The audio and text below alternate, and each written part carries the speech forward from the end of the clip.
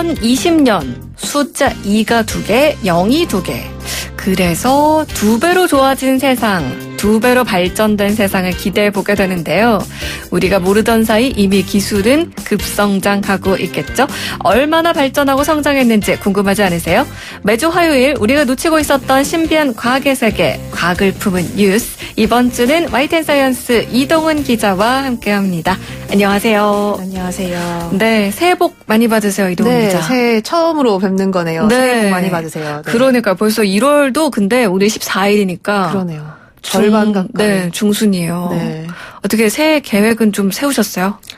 뭐 어차피 얼마 못 갈 거란 생각에 세우지도 않으실 거예요? 딱히 뭐 세우지 않았습니다. 뭐 늘 하는 뭐 다이어트라던가 공부라던가 이런 것들이 마음속에 있지만 입 밖으로 꺼내지 않기로 했습니다. 아, 그렇군요. 괜히 이제 계획을 세웠다가 실천하지 못하면 괜히 마음만 아프니까. 그렇죠. 뭐 늘 하던 거니까 꾸준히 하면 됩니다. 1999년에서 왜 2000년 넘어갈 때 있잖아요. 기억나세요? 밀레니엄 할 때. 그러니까 Y2K 말해서 뭔가 큰일이 날 것만 같은 맞아요. 그런 느낌이 있었는데 그만큼은 아니지만 2019에서 2020년으로 넘어올 때 왠지 2020이란 숫자가 좀 달라질 것 같은 그런 느낌이 저는 좀 있었거든요. 네. 사실 저희 어릴 때는 2020년이 굉장히 멀어 보였고 그쵸. 이때만 되면 정말 우리가 생각했던 그런 공상과학영화 같은 현실이 벌어지지 않을까라고 생각을 했었죠, 사실. 맞아요. 생각해보면 초등학교 때 공상과학 소설 읽고 독후감을 쓴다던가 아니면 뭐 그림을 그린다던가 그렇게 했던 것들 중에 일부는 이미 좀 이뤄진 것들도 있는 것 같고요. 뭐 비슷하게는 구현이 되고 있죠. 네. 그리고 뭐 아직 안 된 것들도 언젠간 되지 않을까라는 생각이 드는데 오늘 해볼 이야기가 좀 이런 앞으로 발전된 기술에 관한 이야기라면서요? 맞습니다. 네, 최신 기술과 관련된 이야기를 좀 해볼까 하는데요. 최근에 이 행사가 하나 열렸습니다. 이 세계 가전 전시회 CES라고 하는데 혹시 들어보셨나요? 이거 미국 라스베이거스. 네, 맞습니다. 네. 뭐 아마 이 전자기기라든가 IT 쪽에 관심이 좀 있으신 분들은 잘 알고 계실 거고요. 아니면 뭐 이름 정도는 좀 들어보셨을 수도 있는데 지난주에 이 CES가 이 라스베이거스에서 나흘 동안 열렸습니다. 네. 사실 저도 이름이나 뭐 열리는 장소, 뭐 대충 뭐 이런 거다 정도는 알고 있지만 자세히는 잘 모르고 올해는 또 어떤 기술들이 또 선보였는지 궁금하거든요. 네, 이 CES라는 거는 뭐 세계 최대 규모의 가전제품 박람회 이렇게 정의를 할 수 있는데 미국 소비자기술협회가 주관을 해서 해마다 1월에 라스베가스에서 열리고 있습니다. 뭐 처음 시작한 게 벌써 한 1967년 정도라고 하니까 벌써 50년 넘게 이어지고 있는 아주 권위 있는 행사로 꼽히는데요.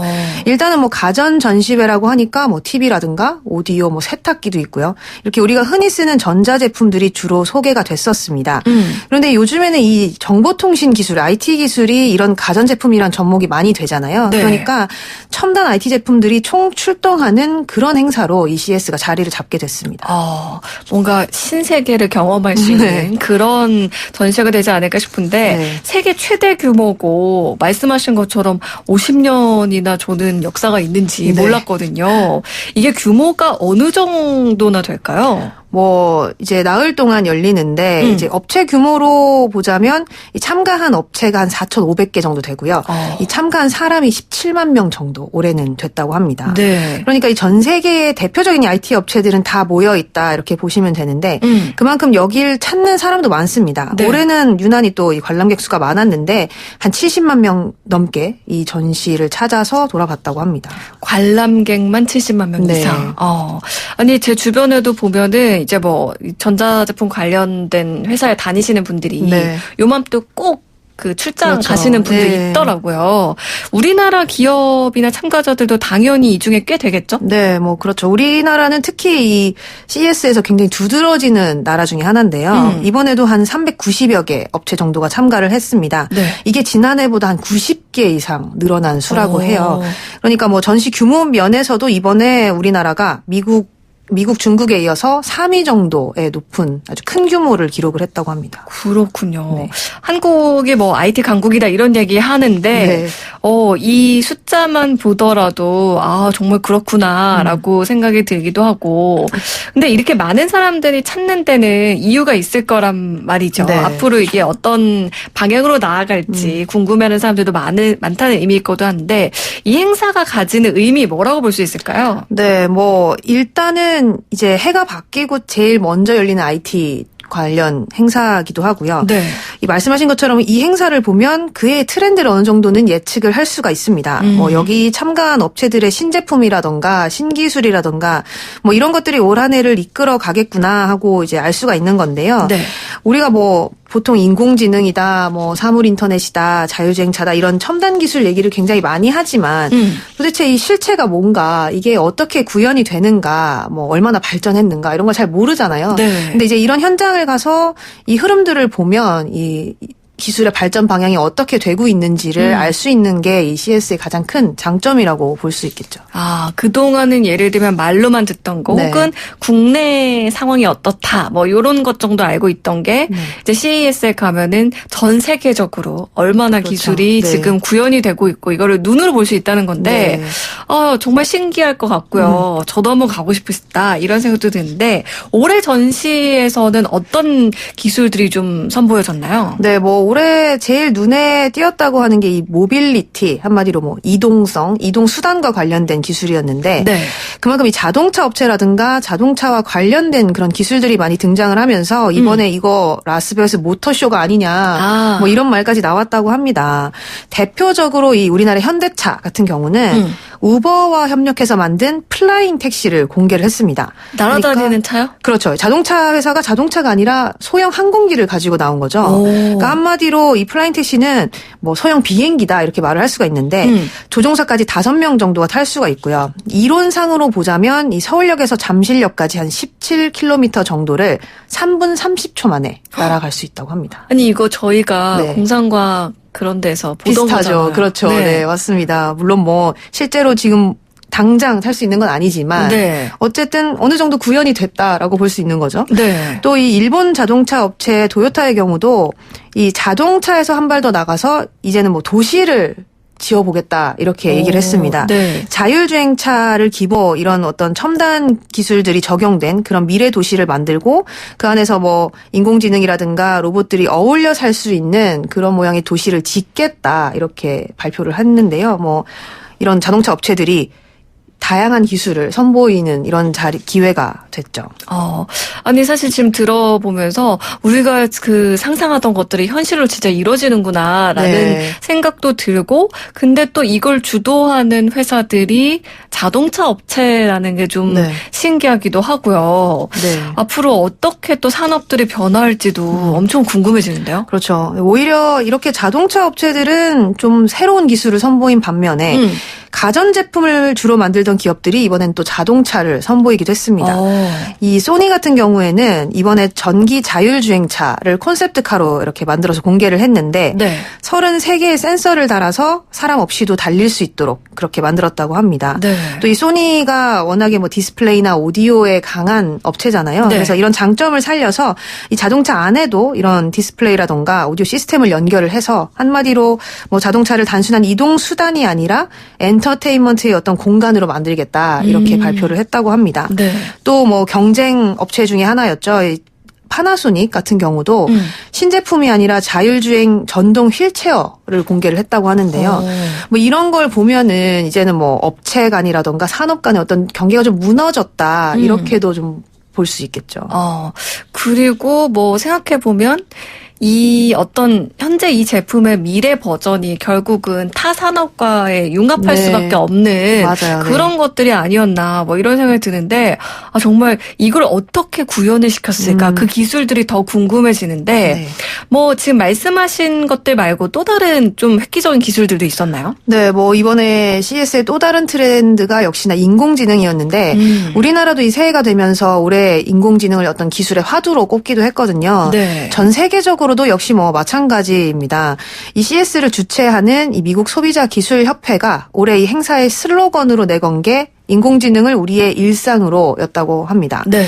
그만큼 뭐 관련 기술들이 좀 많이 등장했는데 이 중에서 제일 주목을 받은 게 인공인간 이라는 거예요. 약간 이름이 좀 무서운데요? 네, 뭐 영어를 직역을 하다 보니 이렇게 조금 무섭게 되긴 했는데 이게 삼성 산하 연구소인 이 스타랩에서 만든 가상 인간입니다. 그러니까 뭐 쉽게 말해서 가상 공간에 사는 어떤 뭐 아바타, 가상 인물 정도로 보시면 될 것 같은데 개발자는 뭐 우리가 봤을 때는 그냥 뭐 아바타 이렇게 볼 수 있지만 이 개발자의 경우는 단순히 이게 그냥 질문에 대답을 하는 수준의 인공지능이 아니다. 독자적인 인격을 가지고 실제 사람처럼 생각을 하고 감정을 표현한다. 이렇게 설명을 했습니다. 네. 저도 뭐 영상으로 보긴 했는데 실제로 대화를 합니다. 대화를 하고 질문을 하면은 대답을 하는데 아직은 굉장히 부자연스러운 게 사실이고요. 뭐 입모양 같은 것도 좀 어색하고 사실 SF 영화에서처럼 이렇게 완벽한 모습은 저는 뭐 개인적으로 만들기 어렵다고 보는데 이 회사에서는 아마도 올해 말쯤이면 다시 한번 좀 업그레이드 버전을 선보일 수 있다라고 하니까 좀 기대를 해봐야 될 것 같습니다. 아, 이게 저는 처음에 인공인간이라고 해서 뭔가 실물로 사람이 이렇게 했다 뭔가 그러니까 로봇과 결합돼서 그런 걸 생각했는데 그러니까 어떻게 보면은 우리가 흔히 지금 인공지능 스피커에서 대화 주고받는 것처럼 그거에 조금 더 업그레이드된 버전 정도 그렇게 생각을 드는데요. 그렇죠. 뭐 인격을 갖고 있다고 강조를 하기 때문에 아마 인간, 뭐 이렇게 휴먼 이런 아마 이름을 붙이지 않았을까. 스스로 뭐 생각할 수 있고 판단할 수 있다. 이렇게 보고 있기 때문에. 사실 이 AI가 뭐 화두된 지는 조금 꽤 됐어요. 그렇죠. 근데 이게 해마다 기술이 발전하는 게 이제 많은 분들이 느낄 정도로 확 이렇게 발전을 하고 있는데 사실 저는 첨단 가전제품 하면 사실 제일 먼저 떠오르는 게 뭐 그동안은 4K까지 나왔었는 이제 8K AK라고 읽어야 되나요? 8K라고 해도 되지. 네. 8K TV 그리고 뭐 휴대폰 이제 뭐 커브형도 나오고 접을 수도 있고 뭐 돌돌 말리는 디스플레이 뭐 이런 것들 정도 떠올렸는데 가전제품 분야도 당연히 CES에서 화제가 됐겠죠? 맞습니다. 뭐 대표적으로 CES에서 가장 뭐 눈에 띄게 공개하는 제품들이 이런 가전 제품들인데 특히나 이런 디스플레이 관련 뭐 TV라든가 뭐 노트북이라든가 뭐 이런 것들이 많습니다. 뭐 이번에도 신기술이 등장을 하기는 했는데 뭐 지난해에 접는 스마트폰, 폴더블 폰이 관심을 굉장히 많이 받았잖아요. 그쵸? 국내에도 뭐 출시가 되면서 인기를 모으기도 했는데 이번에는 이 노트북 디스플레이에 접는 기술을 적용을 했습니다. 중국 업체 레노버가 13인치의 접는 노트북을 공개를 했는데요. 태블릿처럼 생겼어요. 근데 이 태블릿 노트북을 반으로 접어서 한쪽은 화면으로 쓰고 한쪽은 키보드로 쓸 수 있는 거죠. 만약에 이 키보드를 따로 설치를 한다면 화면 전체를 사용을 하면서 이제 화면만 접었다 폈다 이렇게 쓸 수 있는데요. 실제로 올해 안에 제품이 출시될 거라고 합니다. 그러니까 좀 어떤 모습일지는 그때 되면 이제 확인하실 수 있을 것 같고 또 뭐 레노버뿐만 아니라 미국 업체죠. 델에서도 이 폴더블 노트북 시제품을 공개를 했고요. 뭐 인텔 같은 경우도 뭐 유명한 회사죠. 폴더블 노트북을 우리도 개발을 이렇게 지원을 하겠다 이렇게 밝혔습니다.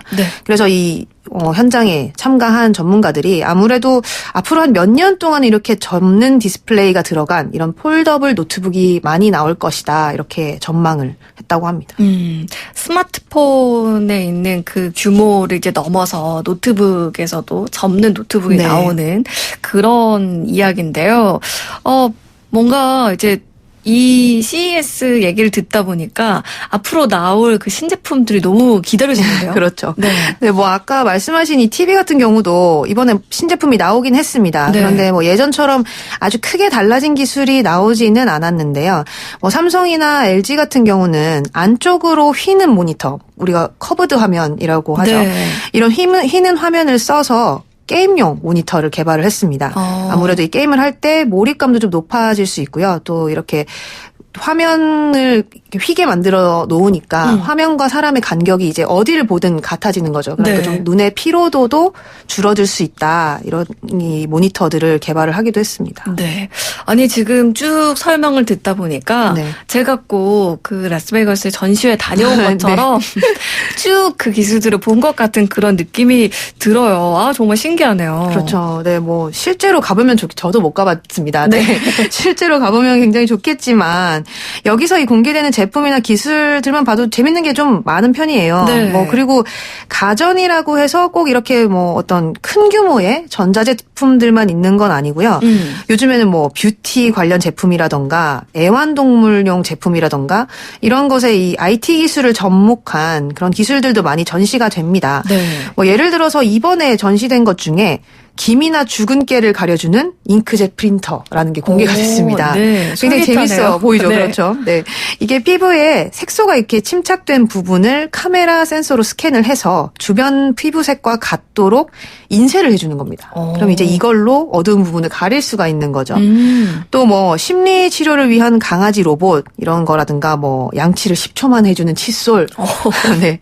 이런 아주 작지만 좀 흥미로운 기술들도 많이 전시가 되고 있다고 합니다. 아, 그렇군요. 양치를 10초만 해주는 칫솔. 네. 요거, 우리 인간의 귀차니즘을 최대한 반영한 게 아닌가, 뭐 이런 생각도 드는데, 신기한 것들 정말 많은데, 다른 제품들에 대한 그런 궁금증들이 있으면 좀 더 볼 수 있을까요? 네, 뭐, CES 2020 검색을 하시면 사실 다양한 기사들도 굉장히 많고요. 뭐 유튜브라든가 영상들이 이 공식 홈페이지에도 올라오고 있거든요. 네. 그러니까 뭐 IT 기술이나 가전제품 관심 있으신 분들은 한번 보시면 뭐 다양한 제품들도 있고 또 이곳에서 이 대표적인 업체의 기업들의 이 대표들이 기조 연설을 해요. 그러면 이제 앞으로의 트렌드라던가 뭐 기술 발전 방향이라던가 이런 것도 볼 수 있으니까 네. 한번 찾아보시면 좋을 것 같아요. 네. 뭐 올해는 물론이고 내년 CES는 조금 더 자세하게 좀 챙겨봐야겠다. 네, 이제 뭐 알고 이런, 계시니까. 네, 생각이 드네요. 과학을 푸는 뉴스 오늘 YTN 사이언스 이동원 기자와 함께했습니다. 오늘 말씀 고맙습니다. 네, 감사합니다. 노래 한 곡 더 띄워드릴게요. 서영은 완소 그대.